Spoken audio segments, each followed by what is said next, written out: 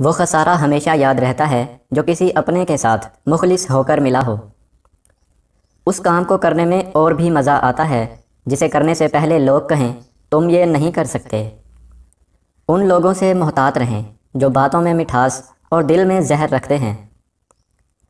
اب لگتا ہے سب سے بڑی جلد بازی بڑا ہونے میں کر دی، کتنے اچھے تھے وہ بچپن کے دن۔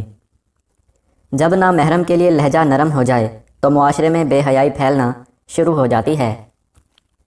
ایک چڑیا نے خدا سے شکایت کی، میرے اللہ، بڑی مشکل سے گھونسلہ بنایا تھا، تو نے طوفان بھیج دیا اور میرا گھونسلہ خراب ہو گیا۔ آواز قدرت آئی، تیری آنکھ لگ گئی تھی اور تیرے گھونسلے میں سانپ آ گیا تھا، اس وجہ سے طوفان بھیجا تاکہ تم جاگ جاؤ اور تمہاری جان محفوظ رہے۔